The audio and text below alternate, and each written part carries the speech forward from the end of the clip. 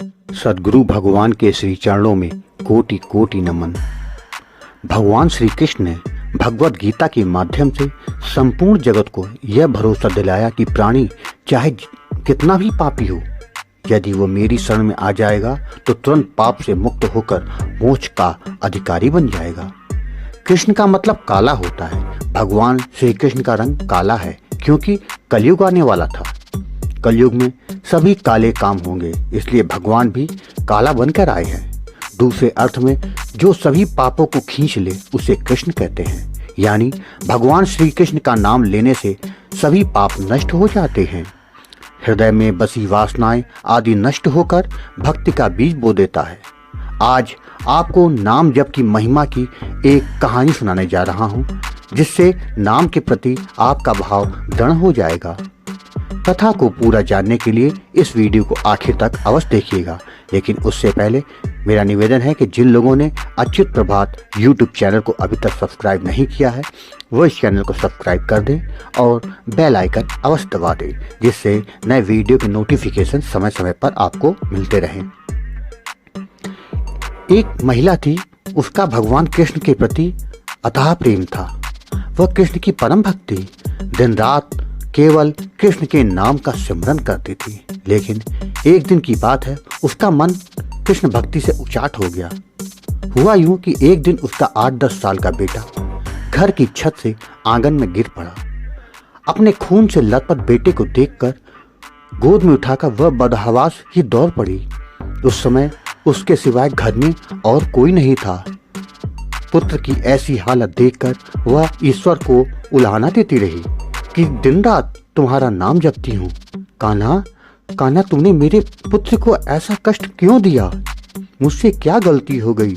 मेरी भक्ति में क्या कमी थी? इसी उधेड़ बुन में डॉक्टर साहब का क्लिनिक आ गया।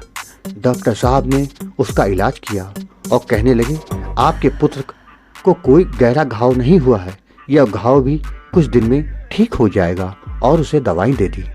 लेकिन एक माँ का हृदय बार बार उस दृश्य को स्मरण कर सिहर उठा।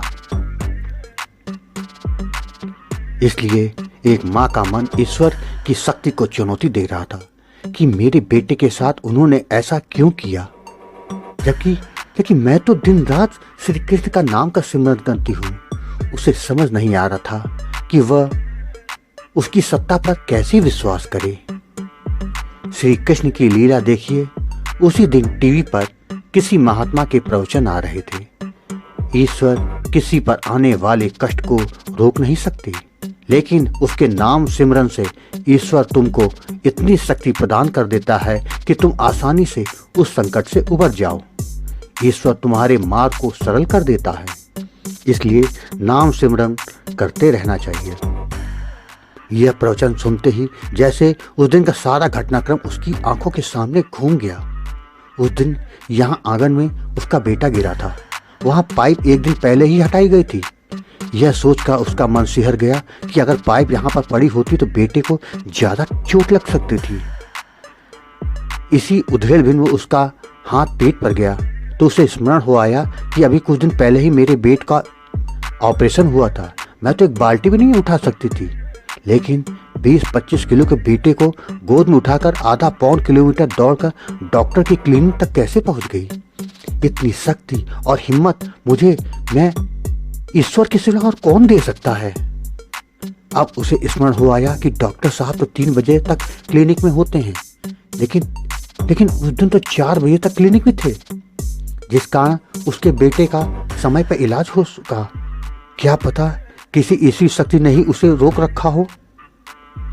इस सारे घटनाक्रम को याद कर उसके मन के सारे संशय दूर हो गए और जल्दी ही वह ईश्वरी सत्ता को उसने मान लिया।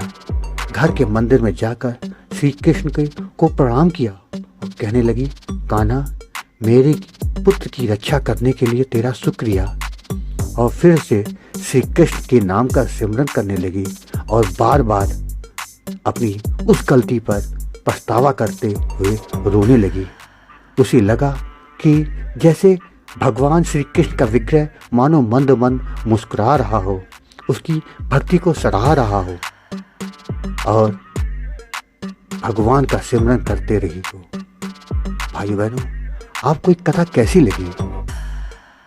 अगर अच्छी लगी हो तो शेयर करना ना भूलिएगा, और हाँ, अगर पसंद आई हो तो कमेंट बॉक्स में जय श्री कृष्ण ना भूलिएगा। जय श्री कृष्ण, जय श्री कृष्ण, जय श्री कृष्ण।